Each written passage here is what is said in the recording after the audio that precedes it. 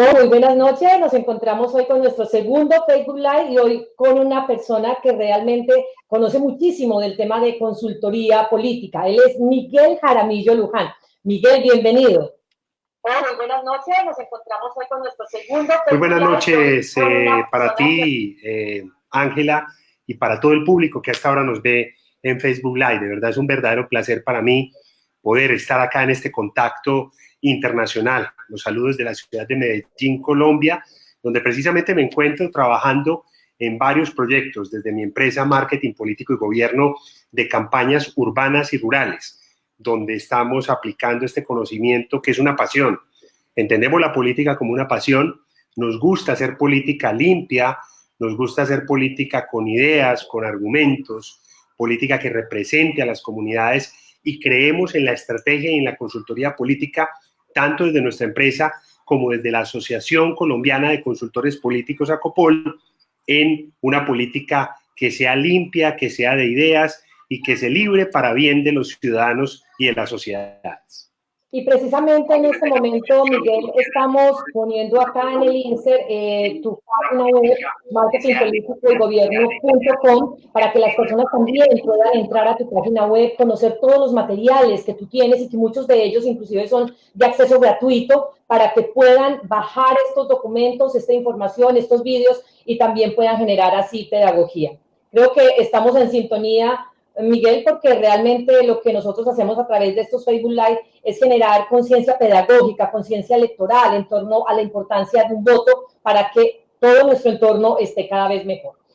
Bueno, mi Miguel, vamos a entrar en materia frente a la conferencia que tú estás orientando en este primer Congreso Virtual de Psicomarketing Político y que, como ya muchos lo saben, vamos a reabrir del 12 al 15 de julio por solicitud de cientos de personas que nos pidieron a través de la evaluación que lo hiciéramos porque tal vez no alcanzaron a conectarse a todas las conferencias, y vamos a darle gusto, por supuesto. Tu conferencia es una que es muy especial y realmente le tengo mucho cariño, que se llama Saber ganar el corazón del elector rural. Contigo pudimos manejar muchos otros temas, pero nos quisimos concentrar aquí concretamente porque tú has tenido una experiencia de campo muy importante en torno al elector rural. ¿Tú quieres contarnos un poco, Miguel, de qué se trata esa experiencia que has tenido? Claro que sí, Ángela, y amables cibernautas que hasta ahora se conectan. La experiencia que hemos tenido ha sido una experiencia ya de varios años, tanto en campañas como en gobiernos municipales, gobiernos de departamentos, en el caso de países como Colombia, Perú, de prefecturas, como es el caso de Bolivia, Ecuador, de estados, como es el caso de México, República Dominicana, Costa Rica, Honduras, donde tanto desde cargos públicos como en nuestro rol de asesores, hemos profundizado a través de la investigación, a través de los diarios de campo, de grupos focales, de diferentes tipos de instrumentos de recolección de información, en la tarea que tienen los gobernantes y los candidatos políticos de cara a ganar el corazón, a poder saber ganar el corazón del elector rural, a poder apropiarse de esa realidad del elector que habita las zonas rurales y a entender que el habitante rural no es ese habitante que está por fuera de las ciudades marginado, en la pobreza, en la miseria, sin una conexión tecnológica, sin una vivencia de lo urbano incluso en lo rural, sin un concepto, o que siempre está en un concepto aspiracional en relación con la ciudad, cuando esa no es la realidad tangible, ni tampoco es una mirada que sea proclive o estratégica a, digamos, el ejercicio público político, porque esto podrían rodar o haber ríos de tinta desde la academia, desde personas que no han tenido este tipo de experiencias, pero cuando uno se aproxima a las zonas rurales latinoamericanas se da cuenta de que existe un elector que a veces tiene un nivel cultural incluso mayor que el de ciertas zonas de clase media baja de las mismas ciudades, que existe un elector con un desarrollo y un conocimiento del tema político de un nivel muy alto, que existe un elector conectado con la realidad pública, del funcionamiento de las políticas públicas, de las anomalías que existen en sus veredas, en sus parques, en sus calles, que existe un ciudadano rural que, y permítame la expresión ciudadano rural, que muchas veces tiene mucha mayor conciencia de la importancia de la participación política dentro de un gobierno, dentro de un proceso electoral, y que se entiende más allá de un depositante de un voto como alguien que construye con los gobiernos Estado, como lo plantea las ciencias políticas, donde hay un gobierno que tiene una oportunidad, digamos, en un tiempo determinado de gobernar un territorio, pero hay un ciudadano que se conecta para poder hacer realidad el concepto de Estado. Y eso fue una de las principales razones, Miguel, por las que quisimos que tú manejaras concretamente este tema, porque has hecho ese trabajo de campo y nos interesaría mucho también las personas que se están conectando en este momento, que nos dijeran desde dónde nos ven, si nos escuchan bien, si nos van bien, si nos ven bien, y también las preguntas que tengan para Miguel para que intercambiemos también conceptos. Yo quiero por acá leerte algunos saludos que nos han venido enviando. Felipe Valencia nos dice excelentes y valiosas conclusiones. César Augusto, hola, saludos a ambos. Él también desde ayer nos está acompañando. María Eugenia Restrepo, buenas noches, saludos. Y también para otras personas que se vayan conectando, por favor, sus preguntas son súper importantes, porque para eso está acá Miguel, para poder responder a esas inquietudes y complementar mucho más lo que será su conferencia del día 14 y 15 del mes de julio, es decir, en 8 días estaremos de nuevo con la apertura de nuestro congreso. Pues Miguel, nos encontramos con el ejercicio que tú hiciste de este trabajo de campo, que tú lograste identificar, por ejemplo, en Colombia, Ecuador, Perú, República Dominicana, El Salvador, México, 3 elementos importantes dentro de este concepto que es el voto rural: la corrupción, la pobreza y la violencia. Qué rico que nos pudieras ampliar un poco más alrededor de estos 3 elementos que, si bien no solamente se ven en el rural, pues sí vemos que allí, por ejemplo, el tema de la pobreza y la violencia lo podemos percibir en gran parte de esta comunidad.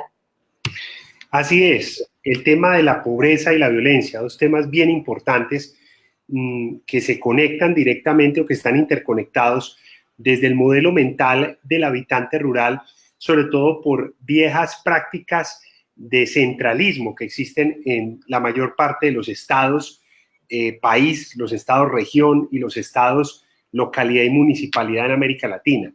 En términos generales, yo creo que ha habido una promesa de descentralización, sobre todo a partir de los años 90, donde la modernidad, en cierta forma, desde la política, nos ha llevado cada vez a estados que deberían estar mucho más descentralizados, con mucha más autonomía por parte de las comunidades y los líderes. Sin embargo, también existe una gran urgencia de formar a las comunidades y a los líderes políticos en esas periferias para de una u otra manera convertir en centro la periferia. Hemos convertido a la periferia en periferia, la hemos marginado, y eso ha generado mucha mayor exclusión ideológica, de pensamiento, en la práctica, en la llegada de recursos de inversión. Ha generado unos cacicazgos fuertes en ciertas ramas del poder público, donde tiene el líder comunitario, tanto en la zona periférica de las ciudades como en las zonas urbanas y rurales, ¿cierto? Porque existen zonas periféricas de corregimiento en lo urbano, rural, y zonas urbanas dentro de lo rural, que son las cabeceras, digamos, municipales, que no son, digamos, no tienen la proporción o la categoría de una gran ciudad. Entonces es un primer elemento que hay que aterrizar, es esa descentralización que no se ha hecho realidad, que no se ha materializado en una mayor inclusión de los ciudadanos. Y si vamos al término electoral, pues obviamente es entender que hay una claridad importante en la medida en que el voto urbano-rural y urbano-urbano resulta mucho más rentable para los políticos, tanto en cargos corporativos como en cargos uninominales, donde en ambos aspectos, pues uno siempre combina, hace una sana combinación de 3 tipos de voto: el voto llamado de la máquina, ¿cierto?, política, de los partidos, de la organización política, muchas veces ligado a un componente burocrático dentro de la administración pública, un voto de opinión, ¿cierto?, en pequeñas máquinas o segmentos de opinión de voto duro, y un voto ya que es un voto de opinión 100% libre, que en las ciudades quizá está menos ligado a la contratación pública, pero en las zonas rurales latinoamericanas, en municipios de 4ª, 5ª, 6ª categoría, uno ve que son los dineros y los recursos públicos los que generan empleo, los que movilizan el comercio, los únicos que se invierten para hacer obras públicas, y eso hace que la persona que recibe este tipo de recursos por contratación vincule a una serie de círculos por máquina no política, sino de opinión, y haya que entender ese voto desde esa dinámica que es muy distinta a la que ocurre en las ciudades y que uno en lo urbano, que es la macro ciudad, nivel 1, 2, 3, no lo puede ver igual que pasa en las cabeceras urbanas de las zonas rurales. Y esto es fundamental, la última parte que tú nos comentas, Miguel, y es esa diferencia que hay entre la ciudad y el campo en términos electorales. Y de allí que le quisiéramos dedicar una conferencia exclusiva al trabajo que tú has venido haciendo y sobre todo que es ese trabajo de campo, trabajo real, trabajo que está concentrado justamente en estas zonas. Es muy probable que muchas personas se estén conectando con nosotros, que sean candidatos a cargos de elección popular o parte de sus equipos de campaña, o si no, durante la repetición de este video, Miguel, también seguramente ellos se van a conectar. ¿Qué decirles a estas personas que están aspirando, por ejemplo, a cargos como una alcaldía, a un consejo, que están aspirando a cargos en lugares donde el porcentaje de comunidad rural es mucho más alta que el porcentaje de población urbana, y eso lo podemos ver en algunos municipios que hay, por ejemplo, en nuestro país, Colombia? ¿Y qué decirles a estas personas por dónde empezar a caracterizar esta población para poder ganar realmente el corazón de este elector rural?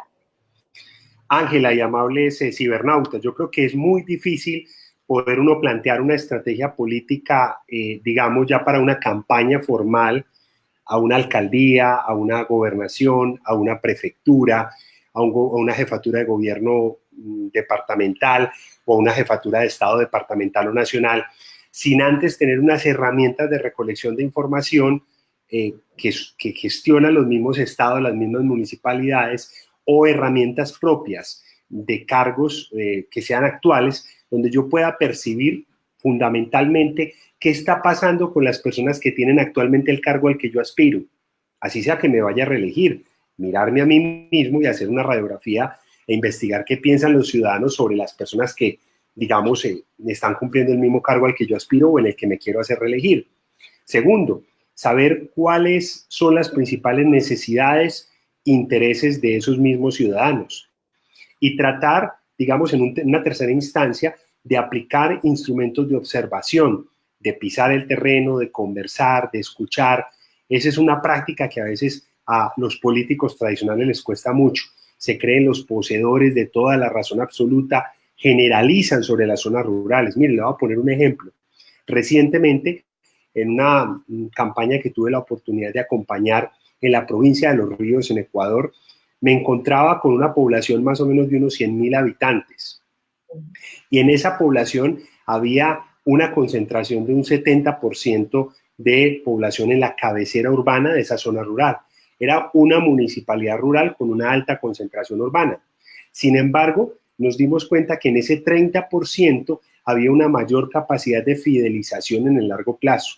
Por ende, se contrariaba ese precepto de que el voto urbano era mucho más barato, porque en la medida en que se estaba ganando mucho poderío en la zona urbana, en la zona rural no se tenía que hacer demasiados esfuerzos si se era honesto y se tenía un contacto permanente, digamos, al menos desde las propuestas y desde esa comunicación y esa escucha con el habitante.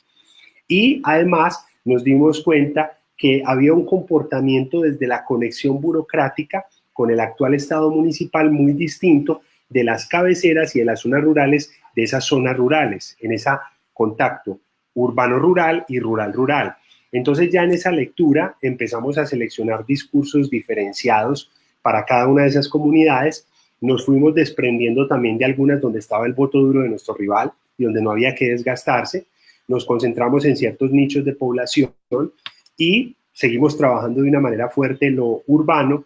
Por fortuna, digamos, en estos procesos electorales donde hay muchos consultores que creen que ganan por ellos, pero eso es mentira.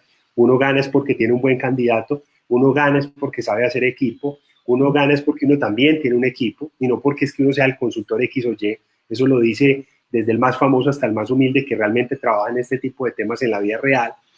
Pudimos ganar allí, pero entendiendo que primera lección, es muy distinto lo urbano y lo rural, y ese concepto de que es más barato uno que otro es relativo. Segundo, hay que segmentar en las zonas rurales. Y tercero, hay que separar lo urbano en lo rural, a lo rural en lo rural. Espero me haga entender con este juego de palabras, pero hace parte de una segmentación de público que hoy para el ciudadano latinoamericano es fundamental. Es clave eso que tú dices, la segmentación, Miguel, y esos 3 elementos que tú nos entregas como conclusión de tu intervención de esta última parte, para mí me quedan muy claros y pues qué rico saber para quienes nos están viendo en este momento si están siendo claras las explicaciones que Miguel nos está dando, también para que ustedes puedan intercambiar con él conceptos, reflexiones, preguntas. Y muy importante, Miguel, que tú empezaste tu intervención diciendo es necesario que los candidatos acudan a las investigaciones que se han hecho en torno a la ruralidad, porque, por ejemplo, yo sé que en Colombia aparece el Censo Rural Agropecuario, es un censo que creo que tiene 2 años tal vez, y allí hay una información muy importante que estos candidatos también pueden tomar y tener a la mano para poder generar esas intervenciones y no solamente que se vuelva un tema de demagogia, sino que realmente sean intervenciones que permitan realmente atacar las situaciones que estas comunidades rurales están teniendo. Entonces también acudan a las investigaciones que se han hecho en materia del campo, ¿sí? De la población rural, para que realmente esas intervenciones sean muy precisas. Por acá, Miguel, vamos a mirar, nos dicen que nos están escuchando muy bien, nos ven muy bien, afortunadamente. Ana Luz nos dice saludos para Miguel y Ángela desde Colombia, muy interesados en los aportes que nos puedan ofrecer. También Liliana desde Yopal nos dice saludos de Épica LG Consultores, conectada.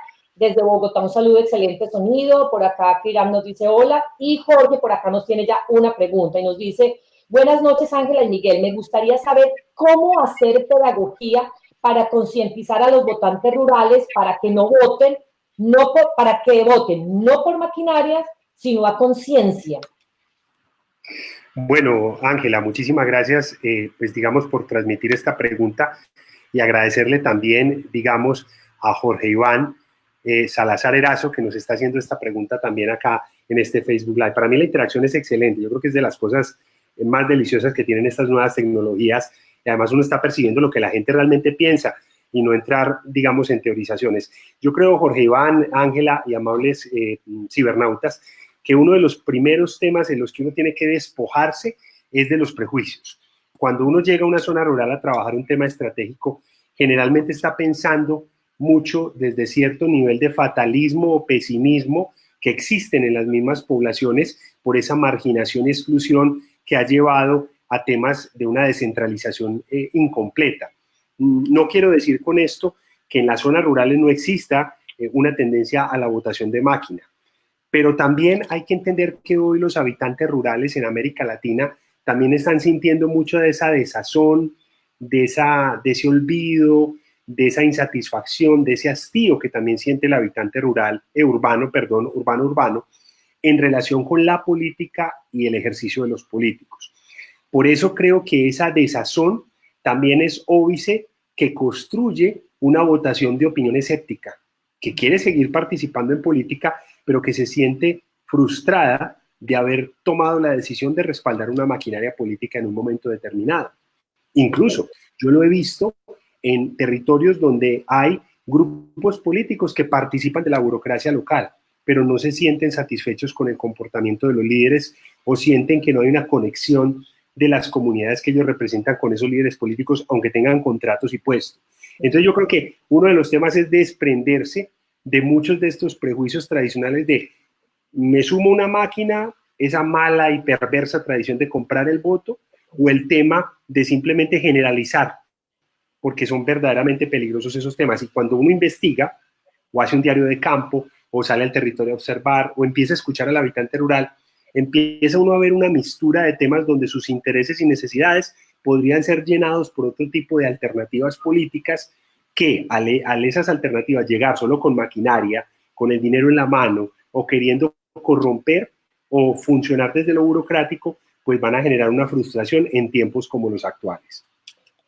Gracias, Miguel. Y de hecho lo veíamos en la conferencia que los invitamos a todas las personas que nos están siguiendo en este momento para que se inscriban a través de www.psicomarketingpolitico.com. Puedan ver la conferencia de Miguel Jaramillo Luján, Saber ganar el corazón del elector rural, el 14 y 15, la próxima semana. Totalmente gratis, pueden entrar y ver la conferencia de él. Pero algunos elementos que tocábamos en tu conferencia, Miguel, es que si bien gran parte y gran porcentaje, y eso no es ningún secreto, gran parte de la población rural ha estado sometida sometida durante años a situaciones muy complejas en términos de abandono estatal, y tú ya lo has mencionado a través de estos Facebook Live, y que en parte han sufrido también los estragos de esta violencia que por muchos años han acompañado países de Latinoamérica.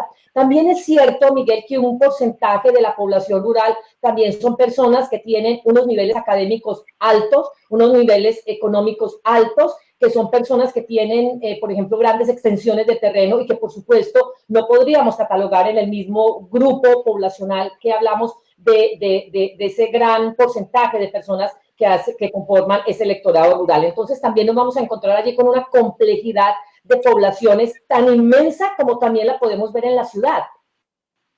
Sí, así es. Y aparecen casos como los que nos está contando allí Alejandro Toro, sobre temas que conozco muy bien, el de tanto desde el gobierno como desde las campañas, como el del departamento del Chocó, con municipios como Murindo de Antioquia o Vigía del Fuerte de Antioquia, donde existen grandes casos de desplazamiento de electores, de trasteo de votos, digamos, donde la logística del día de elecciones se basa en darle a la gente una alimentación o algo y comprarle el voto. Lastimosamente son prácticas que hay que erradicar, y donde en ciertas regiones colombianas, algunas panameñas, otras también ecuatorianas, peruanas, yo he visto comportamientos muy parecidos a estos, pero también me llena de mucho entusiasmo Alejandro, Fabián y los demás que en el chat están compartiendo puntos de vista parecidos sobre Panamá, República Dominicana y Ecuador, que haya en las cabeceras urbanos rurales y en ciertas zonas rurales cada vez más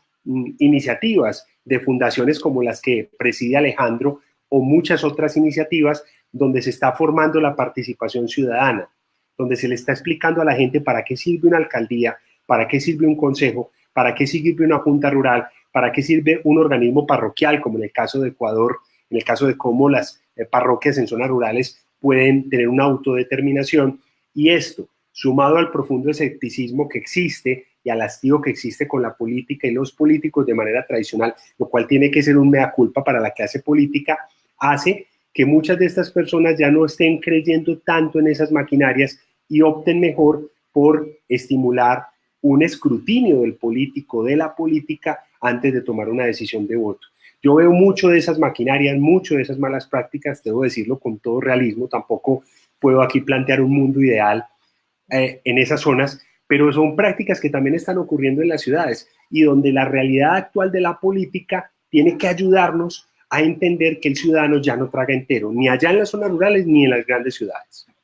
Sí, y me parece muy oportuno que hayas tomado en cuenta el comentario de Alejandro Toro, porque evidentemente el tema de los desplazamientos en las zonas rurales sí puede ser un elemento complejo y diferenciador frente a la zona rural.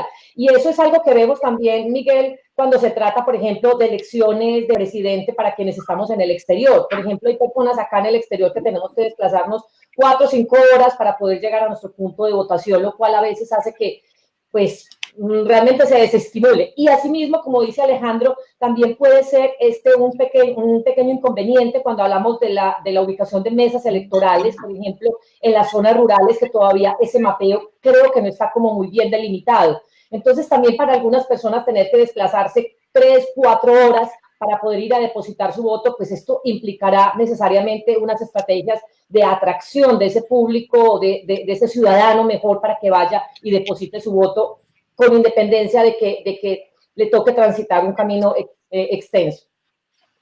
Así es, Ángela. Y eso ocurre no solamente el día de elecciones, que es donde uno tiene que plantear una logística de transporte, de alimentación, de acompañamiento al votante, que de ninguna manera tiene que convertirse en una excusa para comprar el voto.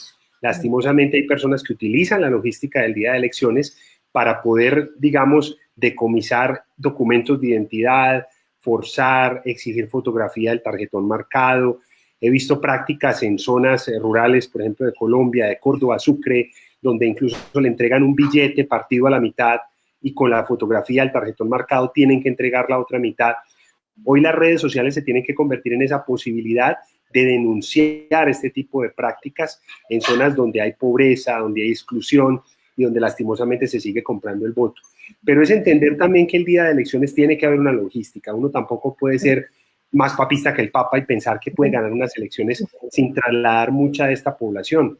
Y hay un elemento muy importante que tratamos en el Congreso, y por eso quiero invitarlos para que vean la conferencia completa, porque no lo vamos a desarrollar aquí por obvios motivos, y es el tema de los habitantes que están radicados en las ciudades, pero que son parte de las colonias, que no son residentes en los municipios, pero que a la hora de ir a votar tiene su cédula inscrita, su DNI, su documento de identidad inscrito en ese municipio donde son oriundos y viajan con sus familias, y hace parte de estrategias que los candidatos en las zonas rurales no entienden y que deben también estimular en las ciudades donde están esas colonias.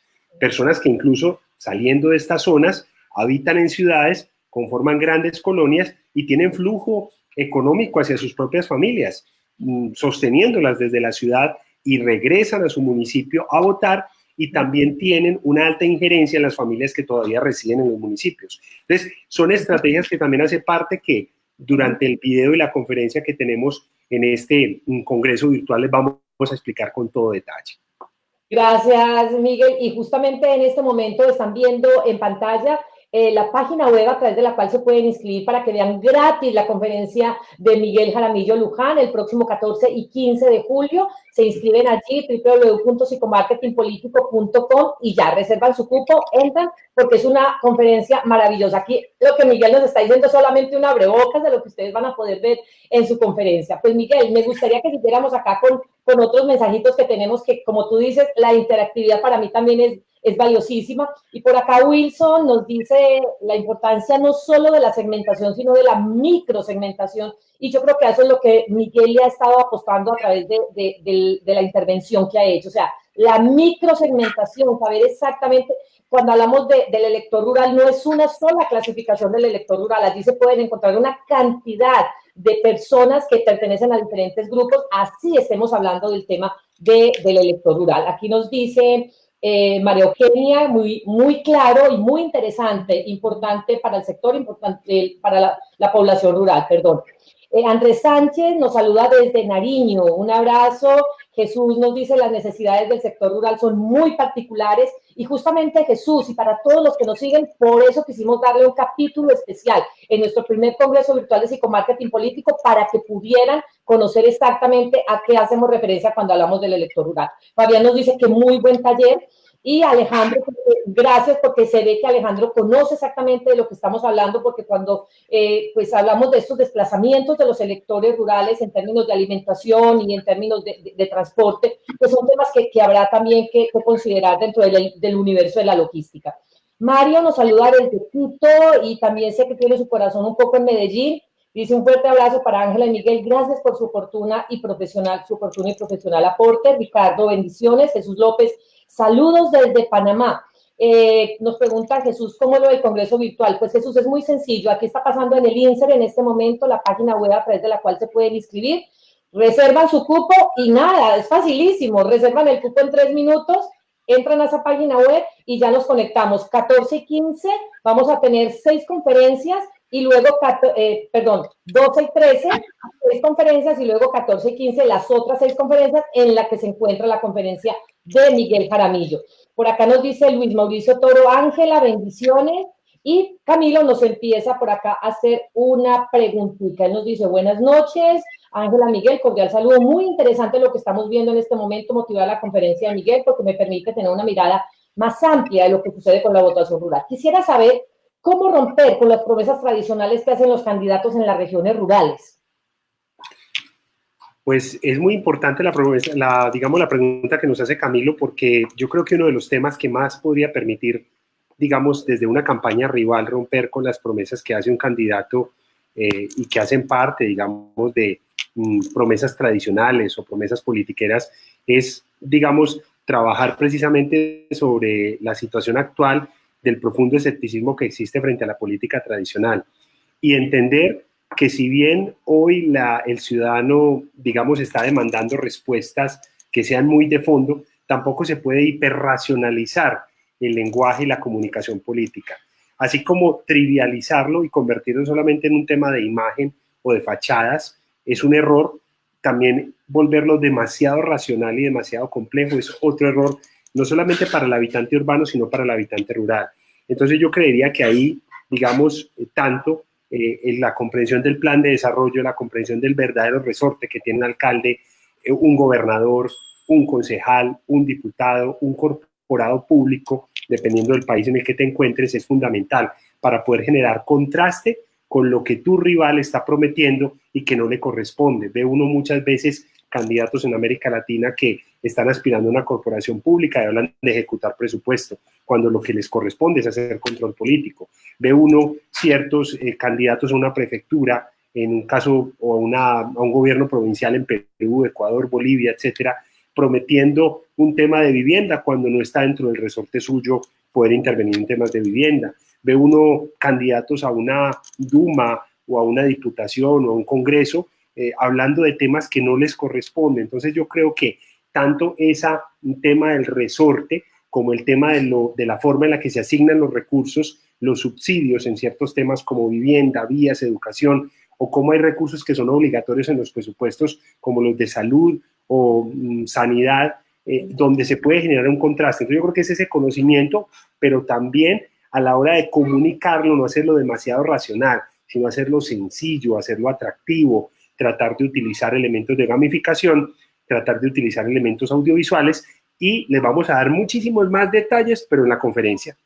Por supuesto, pero además acá en este momento estoy de nuevo poniendo tu página web, marketingpoliticoygobierno.com. También la invitación es para que entren a la página web de Miguel Jaramillo, donde van a encontrar unos materiales excelentes. Mire, Miguel no solamente es experto en el tema de la ruralidad, ese es uno de las tantas áreas que Miguel maneja, porque él es un consultor de campañas y gobiernos en varios países de Latinoamérica, así que se van a encontrar con un material muy valioso. Yo he tenido oportunidad de recorrer varias veces su página web, y mucho de ese material me ha servido para empezar a construir también parte de lo que fue este primer congreso virtual de psicomarketing político. Por acá, Ana nos hace una pregunta que es interesante a propósito de lo que hemos venido hablando y de la reflexión que nos hizo Alejandro Toro, y es: ¿cómo hacer para que sea la registraduría la que garantice el desplazamiento de los electores rurales a los lugares de votación y no dejar esto en manos de grupos políticos?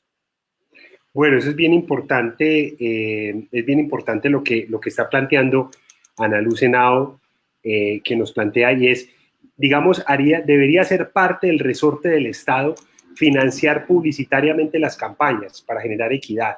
Eso, digamos, poco a poco se abre terreno en nuestros países, y de la mano con eso debería haber una logística especial que en algunas ciudades y algunos municipios existe, como es el tema de la gratuidad en el transporte. Lo que pasa es que mucha de esa gratuidad no siempre es aprovechada adecuadamente por parte de las comunidades desde la planificación que uno hace en las bases de datos, en los grupos, digamos, que organiza para poder llevar a que ejerzan su derecho al voto. Yo he dicho, y lo pienso de verdad desde la experiencia, que facilitar un transporte organizado a ciertos sectores que van a respaldar una iniciativa política, sí y solo sí no se constriñe el voto, es totalmente legal. Lo lógico es que el Estado, municipal, provincial, de prefectura, facilite al menos el tema del transporte para que estas personas puedan desplazarse, y que ese tema de no contar con los recursos para desplazarse a su puesto de votación ubicado en una cabecera o en una zona urbana no se convierta en un problema. Perfecto. Por acá Jorge nos hace otra pregunta y dice, él quisiera saber, dentro de tu experiencia, Miguel, ¿cuál ha sido ese cambio que se ha dado en los últimos años en cuanto a los votantes rurales? Creo que además esto es una pregunta muy interesante, y creo que esta vez también la vamos a ver frente a lo que han sido, por ejemplo, los acuerdos de paz en estos últimos años, si esto ha modificado de pronto el panorama que hay en la ruralidad, si continúa igual, es decir, creo que el 27 de octubre también esto va a ser un punto interesante de análisis frente a lo que ha sido ese llamado acuerdo de paz, y si tiene algún impacto frente a lo que es el ejercicio democrático de nuestros ciudadanos en las zonas rurales. Que incluso hay que entender que hay zonas rurales que se están viendo más impactadas por este tema. Mire, actualmente en unas campañas que estoy acompañando en el departamento del Valle, aquí en Colombia, vemos que existe una mixtura en la forma como ellos se aproximan a la política desde la religión, ¿cierto? Por la influencia que tienen de los departamentos del Pacífico, por la influencia que tienen o la forma como la Iglesia Católica permeó muchas de estas regiones del país, por la influencia del departamento del Cauca. Entonces, cuando tú planteas allí una estrategia en relación con el proceso de paz, por la alta incidencia que tiene la centro-izquierda en este territorio y la forma como la centro-derecha ha llegado, pues obviamente tienes que saberle llegar al votante de una manera distinta, como ocurre en las cabeceras urbanas, como las de Tuluá, Cali o Palmira, a cómo puedes trabajar en un tema como el de Buenaventura en el Pacífico, Cerritos, o una zona como, digamos, la del norte del Valle, que es más ligada como el eje cafetero y a lo antioqueño. Entonces, yo creería que incluso este ejemplo que pones del proceso de paz marca un tema que permite ver religión, cultura, política, tradición histórica, antes de uno lanzarse a hacer algo generalizado o a trasladar un modelo desde Antioquia, desde los Santanderes o desde Bogotá a un territorio como esto, donde va a entrar y va a ser totalmente contraproducente. Y que en este momento solo hablaríamos sobre conjeturas. Creo que el 27 de octubre nos va también a dar referencias para poder hacer este tipo de análisis y hasta ahora pues no tendríamos como esos elementos. Por acá nos dice Daniel Ricardo, desde Ecuador, amigo Miguel, excelente asesor, muy bien. Saludos, saludos Daniel. Camilo nos habla de un tema que es súper importante y que acá en el exterior, Miguel, también lo hemos venido dialogando y es sobre el voto digital. ¿Qué pasaría también en esa zona rural si a futuro se implementara el voto rural? Porque en última lo que permite es que situaciones como las que vivimos acá en el exterior de desplazamiento hacia nuestro puesto de votación, pues no se vean impedidas y la votación se haga de la manera más fácil a través de estos mecanismos, por ejemplo, como tú y yo estamos ahorita conectados, tú desde Medellín y yo desde Tampa, Estados Unidos. Uno se lleva sorpresas en el tema del consumo que tienen los habitantes de las zonas rurales en las cabeceras urbanos rurales, así como en las zonas rurales. Porque en muchas de estas zonas el WhatsApp se convierte en una herramienta fundamental para conectarse desde lo aspiracional con lo urbano, porque además a la persona de la zona urbana rural se le dice, usted es un ciudadano, pero el del campo es persona del campo. Entonces eso hace que muchas de estas herramientas sean incluso mucho más utilizadas en las zonas rurales para poderse conectar con lo que pasa en la ciudad y no sentirse excluidos. El mensaje SMS, el WhatsApp, el correo electrónico es muy utilizado. Entonces, desde las ciudades muchas veces usamos el WhatsApp, usamos estas herramientas, pero estamos en un contacto con la ciudad, con la dinámica urbana, con un montón de personas y esas dinámicas culturales son bastante distintas. Entonces, es un error pensar que en las ciudades la gente se comunica más, a veces pasa hasta menos, como decir que en las zonas rurales la gente está aislada y no usa tecnologías. Son generalizaciones peligrosas que ya cuando uno empieza a trabajar en una zona rural en particular, tiene que investigar y entender cómo funciona para poder trabajar bien esas campañas. Pues la gente está muy motivada, Miguel, participando muchísimo en tu conferencia y eso nos alegra profundamente porque para eso estamos generando espacio. De lo contrario, pues simplemente haríamos la conferencia y no más, pero la interactividad que podemos tener con ustedes es fabulosa. Ese último tema del que está hablando Miguel, él lo profundiza mucho más en la conferencia y por eso es tan importante que la puedan ver. Marlon Henao nos dice excelente transmisión, Andrés Sánchez nos dice iniciando es vital colocar el ritmo en una campaña rural o es mejor esperar a que esta esté cada vez más cerca del día E. Qué bueno explicarle a las personas que de pronto no tienen, digamos, mucha cercanía con este mundo de la política, qué es el día E y que se ha conocido tradicionalmente como el día E cuando se trata de grandes eventos.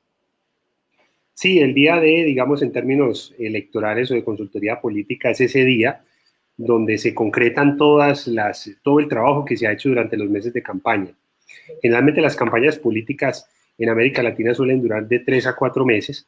En esos meses donde la ley, que es muy importante conocerla en cada país, en cada municipio, en cada región, y el cargo al cual se aspira, así como el comportamiento cultural, social, económico de una región, para poder saber cómo el ciudadano se acerca al voto, es ese día donde el ciudadano concreta el ejercicio de conversión en términos de marketing. O sea, en términos de marketing, yo hablo de épocas de posicionamiento, de identificación, pero la decisión de voto es una decisión que es altamente emocional, que se da durante esa jornada y que esa jornada además me lleva a mí, después del cierre electoral, a un tema de protección del voto, un tema de entender las normas, las leyes, de evitar los fraudes, de poder proteger esa elección que tuve. Cada situación de estas en América Latina funciona de una manera distinta. Hay países donde las autoridades tienen un control mayor, hay otras donde los candidatos tienen que proveer casi que ejércitos privados para poder proteger su votación, y hay que tener un grupo de abogados, de comunicadores, hay que tener, digamos, las personas bien ubicadas físicamente en los escrutinios, Y muchos más de estos detalles les podemos estar entregando en la conferencia que haremos en este Congreso Internacional. Gracias, Miguel. Bueno, ya llevamos 40 minutos de conexión, pero como las personas están tan animadas, yo no quiero que los dejemos con preguntas, pues vamos a extendernos un poco más. La idea era estar más o menos 40, 45 minutos, pero por aquí, por ejemplo, hay una pregunta muy interesante de Luis Mauricio Toro. Él nos dice, Miguel, ¿cree usted que los jóvenes en este momento en Colombia tienen un potencial electoral relevante en vista de su mayor acceso a los medios de comunicación, como es, por ejemplo, la Internet? ¿Cómo llegar a ellos para que efectivamente tengan el derecho al voto y lo ejerzan con mayor autonomía? El tema de los jóvenes es un tema apasionante. El tema de los jóvenes es un tema apasionante. Yo creo que también el momento actual de la política nos tiene que llevar a replantear mucho de lo que es la participación del joven en tanto un actor político cada vez más beligerante en clave de ser prosumidor. Ya pasamos las épocas donde había solamente receptores, donde solamente los jóvenes eran utilizados como mano de obra barata en las campañas, y hoy sentimos que existe, por la formación académica universitaria, por la incidencia de las redes sociales, por la globalización del mundo, por el entorno multicultural y la apertura que empieza a existir en una América Latina que antes quizá no vivía de una manera tan presente la modernidad en el pensamiento y en las ideologías, una participación mayor del joven en zonas rurales y en zonas urbanas. En las zonas rurales, pues obviamente existe un factor de migración alto, sobre todo por la carencia de instituciones de educación superior que hacen que mucho del joven migre lastimosamente a las ciudades, pero mucho de ese joven que migra a las ciudades retorna también a sus municipios y hace parte de fuerzas políticas de gran importancia, así como el joven que permanece en las zonas rurales opta por el trabajo del campo, opta por el trabajo en el comercio, opta por viajar entre la ciudad y el campo. Cada uno de esos jóvenes hay que entenderlo. Y en muchos de los países existe el voto facultativo, que es el voto desde los 14 años, como pasa en Ecuador, en Chile, en algunos países de Centroamérica. Pero hay otros, como el caso de Colombia, Perú, donde el voto es después de los 18 años. En Estados Unidos creo que la mayoría de edad se da a partir de los 21 años, ¿cierto? Y no sé si allí mismo se da cada estado tiene unas facultades específicas para participar de los caucus, para participar de las primarias y luego el proceso electoral central. Entonces, digamos que en cada uno de estos territorios hay que tener muy claro cómo se comporta el joven, cuál es la agenda. Yo he insistido mucho en una conferencia que di en República Dominicana hace un par de años, y es decir que hoy los jóvenes se les sigue cautivando mucho desde el amor, el humor y el rumor.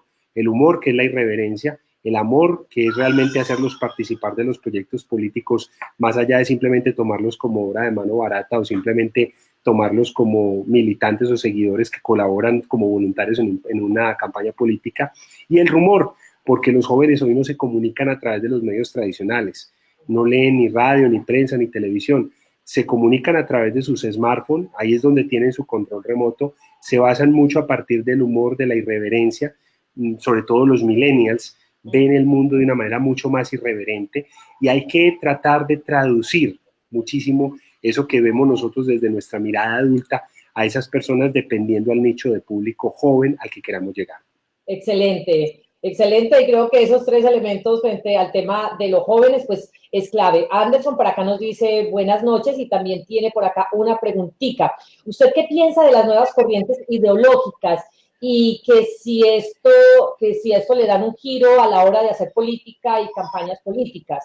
Anderson es una persona que entiendo, estudió también en EAFID, acaba de graduarse en una especialización en marketing político, así que seguramente tiene un interés también especial por esta área del conocimiento, Miguel. ¿Qué decirle a Anderson? Y ya con esto vamos pues también cerrando nuestro Facebook Live de hoy, que ha sido genial, maravilloso. Y voy a conectar con la otra pregunta que nos hace Anderson arriba, que es la de los medios alternativos a la hora de generar tendencias en las votaciones. Correcto. Primera pregunta, Anderson. Las nuevas corrientes ideológicas y que si es todo un giro a la hora de hacer política, sí, por supuesto. Yo creo que el gran peligro es que esas corrientes ideológicas no se conviertan en partidos políticos. A pesar del momento de debilidad en la reputación de los partidos políticos, yo soy un ferviente creyente de que la democracia la construyen verdaderos partidos políticos, en tanto organizaciones que proponen una agenda de largo plazo. No solamente los partidos que se convierten en garajes electorales y que solamente saltan a ver qué partida del presupuesto les queda para poderse enriquecer o simplemente dar avales políticos al momento de las elecciones. Creo en los partidos y creo en las nuevas corrientes ideológicas, pero digamos hay que verlas con muchísimo cuidado, con muchísima precaución, porque también a veces son momentáneas, son electoreras, son populistas, y esto hace que la agenda de lo público se degenere y se deteriore. Y sobre lo que tú dices de los medios alternativos, yo creo que cuando hablamos de medios alternativos hablamos de medios no masivos, que no pertenecen a un aparataje económico macro, que se salen de la llamada agenda setting que llaman las escuelas norteamericanas. Yo creería que estos medios alternativos hoy son de gran incidencia, pero no me quedo solamente en los medios rurales de la radio, de los periódicos comunitarios, que son importantes, sino que yo creo que hoy tiene más audiencia muchas veces una buena cuenta de Twitter o un WhatsApp bien manejado que un periódico comunitario. Entonces, ese espectro se amplía. El hecho, por ejemplo, en las zonas rurales de buscar líderes naturales es fundamental. El hecho en las zonas rurales, y lo explicamos en el seminario de saber manejar el rumor, es fundamental. Yo incluso en el seminario hablo de alternativas donde he aplicado redes sociales físicas, es decir, que se ven en las paredes de los sitios rurales. Ustedes dirán, pero una red social es virtual, ¿no? Hay redes sociales que se pueden hacer físicas. Miren la conferencia del seminario y ahí les explicamos cómo es. Perfecto. Y aquí les vamos a dejar de nuevo, les estamos poniendo en este momento cuál es la página web a través de la cual se pueden conectar para que entren a la conferencia de Miguel el 14 y 15 de julio. Pues Miguel, llevamos 47 minutos de conexión, por acá terminamos los saludos con Cándido, que nos dice saludos desde el Huila, gran cariño a Cándido, mi ex compañero del SENA. Magnífica explicación nos dice Diógenes, y por acá nos dice Jorge que la verdad nos felicita por el aporte, te felicita por el aporte que hacemos con este congreso a todos los ciudadanos, que como yo he sido escéptico a la política, me ha ayudado a tomar conciencia de mi postura política, que tendré en cuenta más adelante. Mire, si nosotros... Esas cosas son muy estimulantes. Mire, yo esas creo cosas son supremamente estimulantes, son cosas que realmente le llenan a uno pues el alma y le dan sentido a lo que estamos haciendo, porque si nosotros contribuimos solamente a que se elijan malos gobernantes o a que, digamos, simplemente tengamos una obsesión por ganar, estamos equivocados como consultores, y también somos ciudadanos, vivimos en un municipio, tenemos una familia, entonces respuestas como estas son estimulantes. Claro que sí, y esto lo complementa Camilo cuando dice que le parece que es súper importante que este congreso llegue a todas las poblaciones de Latinoamérica porque considera que tiene un impacto grande para transformar el país. Muchas gracias, y Ana está de acuerdo con ese comentario de Camilo. Alejandro nos dice que el DANE dijo ayer que en el campo colombiano solo está el 22% de la población, por eso cada vez más los senadores y el gobierno central mandan el presupuesto a ciudades y municipios grandes. Como el candidato rural puede mostrar su región como el de interés para que llegue mejor presupuesto para adelantar su plan de gobierno. Bueno, vamos a mirar ese dato del DANE, ese 22%. No lo conocía, pero gracias Alejandro por el dato, y también voy a estar muy pendiente de esa información. Cristian nos dice espectacular, gracias amigos por esta charla, y John Manuel nos saluda desde Bogotá. Bueno, ya para ir cerrando, pues ustedes han visto durante toda la transmisión que acá arriba hay un logo que dice ACOPOL. Y ACOPOL es la Asociación Colombiana de Consultores Políticos. Miguel hace parte de esta asociación, y me gustaría mucho, Miguel, que les hicieras también una invitación, porque yo sé que varias de las personas que se están conectando en este momento son consultores políticos. ¿Qué decirles a ellos y cuál ha sido el beneficio tuyo, por ejemplo, que haces parte de ACOPOL para motivarlos a que estas personas también ingresen allí? Bueno, la Asociación Colombiana de Consultores Políticos es un gremio que se ha conformado hace ya algunos años en Colombia y que busca fundamentalmente, o tiene el propósito fundamental de profesionalizar la política, profesionalizar el ejercicio de la consultoría política. Yo creo que en nuestros países esta es una profesión muy joven, es una profesión que es vista como algo a veces ensuciado por las malas prácticas de la política, y desde la asociación lo que hay es un interés de agremiar a los mejores consultores colombianos, a consultores que al menos estamos haciendo un esfuerzo por profesionalizar, que tenemos una formación académica, que entregamos una asesoría desde bases intelectuales muy sólidas y muy serias, que hay o estamos acompañados de maestros de este tema que llevan muchísimos años, hay otros que llevamos un poco de menos años, y los muchachos que también están empezando a formarse en las universidades y en la práctica para llegar a ser consultores políticos muy reconocidos. Entonces, digamos que en diferentes generaciones tratamos de generar buenas prácticas, prácticas éticas, acompañar a los líderes políticos, a los partidos, en la reconfiguración, en la construcción de partido político de democracia, en el respeto a la institucionalidad, en la abolición de malas prácticas que van contra la ética, en la abolición de personas que se hacen llamar consultores políticos y que lo que hacen es enlodar esta profesión, como pasa con los arquitectos, con los médicos y con muchas otras profesiones. Entonces, Acopol Colombia es esa asociación, se viene dando un trabajo muy serio por parte de la presidenta Viviana Arias y de toda la junta que la está administrando y de todos los que estamos integrando esta asociación, y me encanta realmente, Ángela, este vínculo que existe entre Acopol Colombia y la organización del Congreso de Psicomarketing. No, lo hacemos con todo el gusto y en este momento ustedes pueden ver en el insert que también estamos pasando la página web www.acopol.co Colombia. Y pues bueno, yo creo, Miguel, que ya con esto vamos cerrando. Por acá nos dice Juan Acevedo, el perfil del consultor de hoy enriquece este congreso. Pues Juan, estoy absolutamente de acuerdo contigo. Isabelita nos dice, ella es muy profesional en lo que hace, apóyenla. Pues muchas gracias, Isabelita. Siempre procuramos ponerle sobre todo mucho amor y mucho corazón a lo que hacemos. Pues no sé, Miguel, si quieres dejarnos un mensaje ya de cierre. Llevamos 52 minutos de conexión y las personas no se han despegado, siguen allí. Así que también muchas gracias a ustedes que nos han seguido desde hace 52 minutos y han estado pendientes de este Facebook Live. ¿Qué decirles ya como mensaje de cierre, Miguel? No, a todos muchísimas gracias por la audiencia, decirles que los invitamos a trabajar de una manera responsable sus campañas, que contraten un buen equipo de consultoría, que hagan equipo, que el candidato haga equipo, digamos, porque eso es muy importante, la política no se hace nunca solo. Felicitarte a ti, Ángela, también por este esfuerzo, por la pasión con la que llevas este congreso, se te ve todos los días y a todas las horas activa, visible, con mucho profesionalismo y mucha dedicación. Y bueno, si tienen alguna consulta, pues también quiero de una u otra manera dejarles mi número celular, si se puede poner ahí en créditos o algo, para que me contacten. Mi número, digamos, en Colombia es 321-815-8069. Que a nivel internacional. ¿Lo puedes volver a repetir? Perdón. 321-815-8069. Sí, al que simplemente le ponen el signo más y el 57 y me pueden escribir desde cualquier parte del país. Signo más 57 a ese número y ya ahí me pueden escribir al WhatsApp. Me demoro un poquito porque el bombardeo de WhatsApp a toda hora es fuerte por tantos frentes de trabajo, pero trato de responderle a cada persona enviándole un video. Quiero invitarlos también a que vean mi canal de YouTube.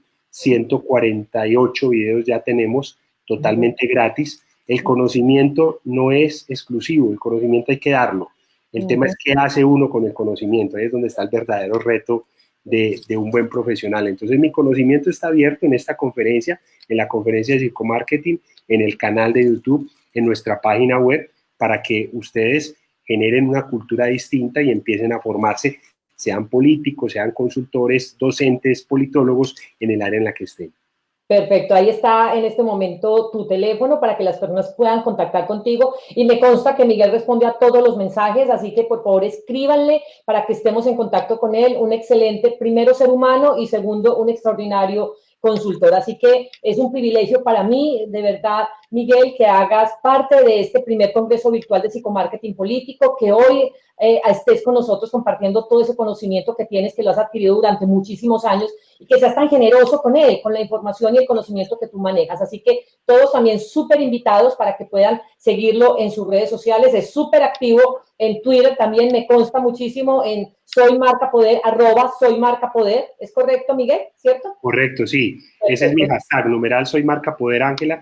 Y quería aprovechar para contarles a todos que estoy próximo a sacar un libro que se llama Marca Poder, el poder como marca.